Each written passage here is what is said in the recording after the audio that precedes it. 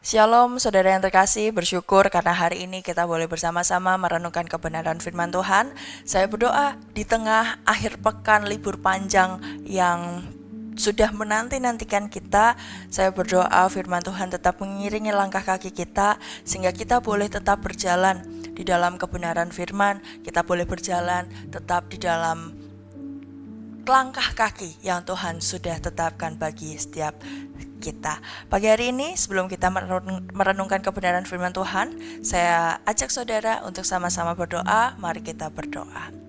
Tuhan, sungguh kami ucap syukur, kasih-Mu melimpah dalam kehidupan setiap kami. Kami bersyukur Tuhan, karena punya Allah seperti Engkau, Allah yang tidak pernah sekalipun meninggalkan kami, Allah yang selalu beserta dengan kami, Allah yang selalu menyertai langkah kehidupan kami. Dan pagi hari ini kami rindu untuk merenungkan kebenaran firman-Mu. Buat firman-Mu ini tertanam dalam hati kami, bertumbuh dan berakar sangat kuat bagi kehidupan setiap kami. Terima kasih Tuhan, terima kasih Engkau yang memberkati perenungan ini di dalam kehidupan setiap kami. Di dalam nama Tuhan Yesus, haleluya, amin. Saudara, hari ini kita akan sama-sama merenungkan satu bagian firman Tuhan.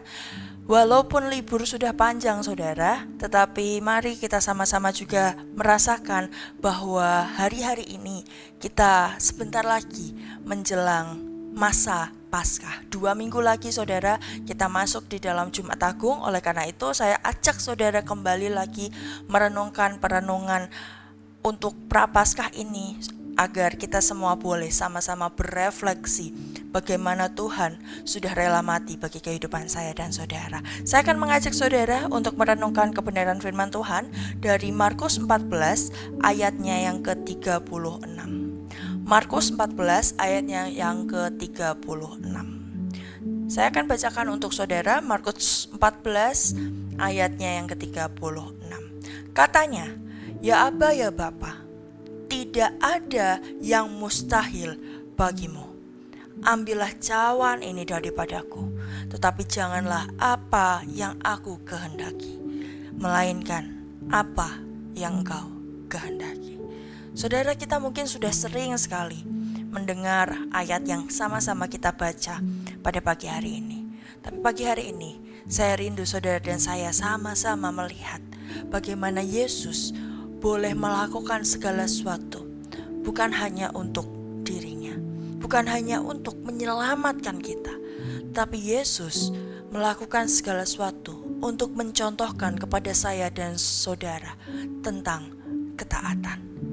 Apa yang Yesus lakukan semasa di dunia, dari dia dilahirkan sampai kepada dia mati di atas kayu salib, bahkan kebangkitannya sekalipun, itu ingin mengajarkan kepada saya dan saudara bahwa apapun yang ia lakukan itu berbicara soal keteladanan. Keteladanan yang seharusnya kita hidupi sebagai manusia, keteladanan yang seharusnya kita ikuti karena kita menjadi pengikutnya. Oleh karena itu, hari ini saya rindu mengajak saya dan saudara untuk sama-sama merenungkan tentang bagaimana Yesus tetap bisa taat sampai akhir, walaupun banyak rintangan, walaupun banyak luka hati yang bisa kita lihat sebagai manusia, tetapi dia tetap taat akan rancangannya. Bagaimana saya bisa mengatakan itu? Saudara, ketika kita melihat perjalanan Yesus, saudara, sampai dia diserahkan sebagai manusia, saudara, kalau kita berada di posisi Yesus sebagai manusia yang 100% manusia, maka kita akan kecewa. Karena apa? Orang terdekatnya mengkhianati. Mungkin kita akan sedih karena ketika kita berada di dalam penderitaan, dia tidak ditemani oleh orang-orang lain. Dia merasakan itu sendiri. Bahkan orang-orang sekitarnya tidak mengerti apa yang ia rasakan. Mungkin ia takut, karena bagaimana kita berpikir manusia dipaku, disalib, dicambuk, harus membawa salib, bahkan dia harus bergelantungan di atas salib itu berjam-jam. Tapi saudara, Yesus itu Allah kita. Yesus itu Tuhan yang ingin mengatakan kepada kita, semuanya itu ia rela tanggung untuk menyelamatkan saya dan saudara. Dan ketika semuanya itu ia rela tanggung, maka sekalipun sakit, sekalipun itu tidak mengenakan, sekalipun itu menakutkan, sekalipun itu mengecewakan, ia akan hadapi semuanya. Oleh karena itu, ketika ia berdoa, "Ya Bapa, jikalau mungkin cawan ini berlalu daripadaku." Itu bukan hanya pemanis dalam sebuah doa yang Yesus sampaikan, saudara. Tapi itu adalah teriakan minta tolong. Bagaimana Yesus juga menghadapi yang namanya ketakutan akan salib itu. Tetapi doa ini ditutup bukan sebatas sampai di situ. Tapi dia mengatakan, "Janganlah apa yang aku kehendaki, melainkan apa yang engkau kehendaki." Yesus sadar bahwa ia ada di dunia ini untuk mencontohkan keteladanan, ketaatan terhadap setiap manusia. Sehingga ketika dia mengatakan bahwa salib ini kalaupun tidak bisa lalu daripadanya, ia akan taat dan ia akan tunduk akan setiap rancangan Allah dalam kehidupan setiap manusia. Dan apa akhirnya? Saudara, ketika kita lihat Markus 14 ayatnya yang ke-41 dan 42, maka di situ Yesus mengatakan, "Kemudian Yesus kembali untuk ketiga kalinya dan berkata kepada mereka, murid-murid yang ikut, 'Tidurlah sekarang dan istirahatlah. Cukuplah, saatnya sudah tiba. Lihat, Anak Manusia diserahkan ke tangan orang-orang berdosa. Bangunlah, marilah kita pergi. Dia yang menyerahkan aku sudah dekat.'" Saudara, dia bukan lari. Yesus itu Tuhan, saudara.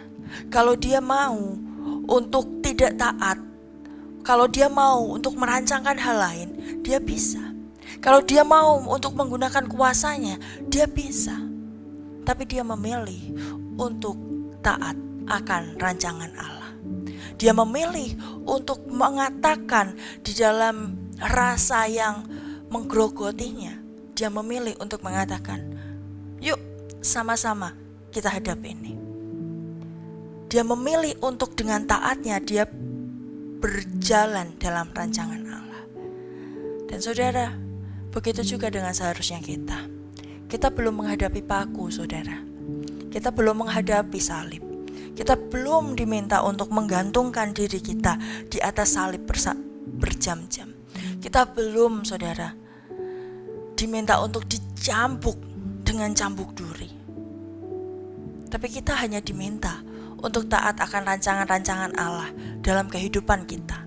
Dan rancangan-rancangan Allah yang sedang diproses dalam kehidupan kita,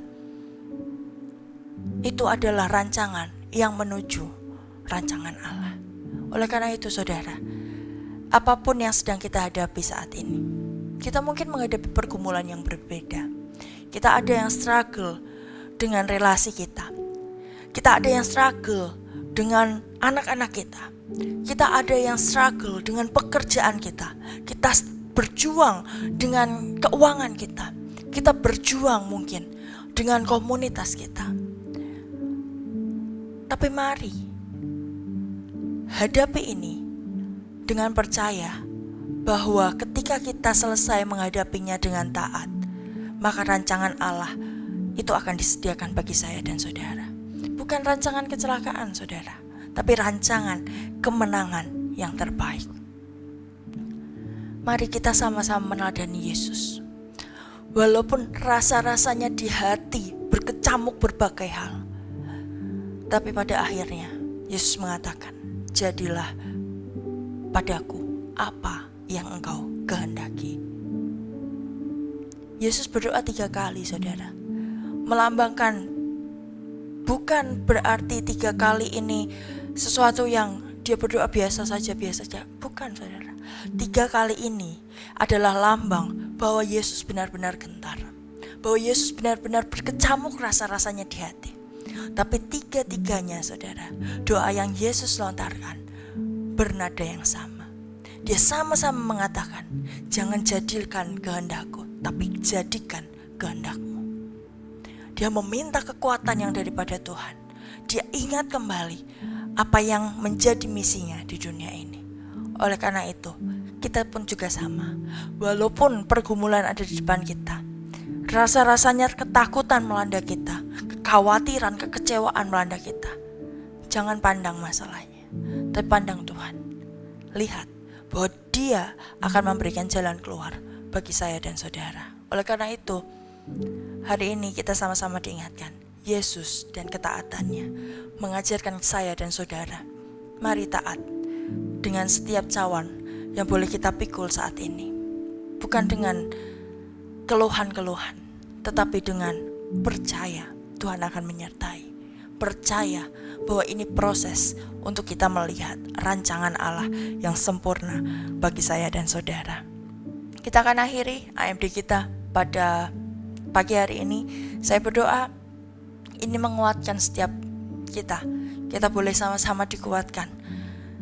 Walaupun keadaan di depan sedang tidak baik-baik saja, pergumulan menanti kita, tapi percayalah, kalau kita taat, Tuhan tidak akan tinggal diam bagi kehidupan saya dan saudara. Kita akan berdoa, mari kita berdoa.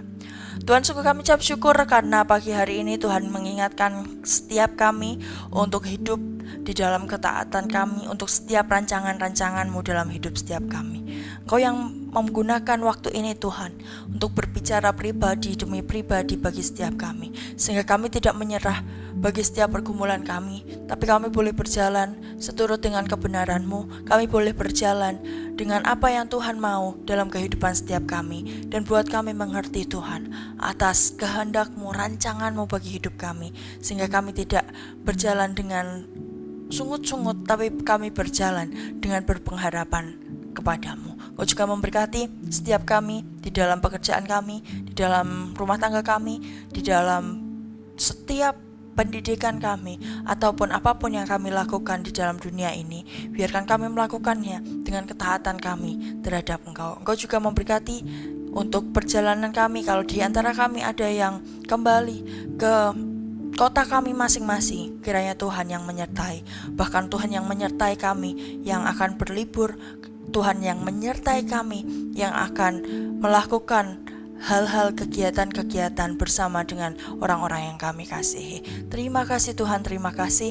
Jadilah kehendak-Mu atas kehidupan setiap kami. Kami mau memberkati gereja kami mau memberkati bangsa kami mau memberkati dunia ini. Biarkan berkat yang daripada-Mu sajalah yang tercurah. Terima kasih Tuhan, jadilah kehendak-Mu atas kehidupan setiap kami, dan buat kami mengerti atas kehendak-Mu. Di dalam nama Tuhan Yesus, kasih karunia, anugerah dan damai sejahtera terus menyertai setiap kita dari dulu, sekarang hingga selama-lamanya. Tuhan memberkati engkau dan melindungi engkau. Tuhan menyinari engkau dengan wajahnya dan memberi engkau kasih karunia. Tuhan menghadapkan wajahnya kepadamu dan memberi engkau damai sejahtera di dalam nama Tuhan Yesus. Haleluya. Amin. Saudara, hari ini kita boleh bersama-sama diingatkan bagaimana kita boleh berjalan di dalam kebenaran, ketaatan oleh rancangan-rancangannya dalam hidup setiap kita, dan biarkanlah tangan Tuhan sendiri yang menuntun langkah kaki kita. Saudara, selamat menikmati beberapa hari ke depan liburan. Mari habiskan waktu kita dengan orang-orang yang kita kasihi, dengan sukacita, dengan damai sejahtera dari Allah, sambil bersyukur karena penyertaannya tidak pernah berhenti dalam kehidupan setiap kita. Tuhan memberkati saudara. You are blessed.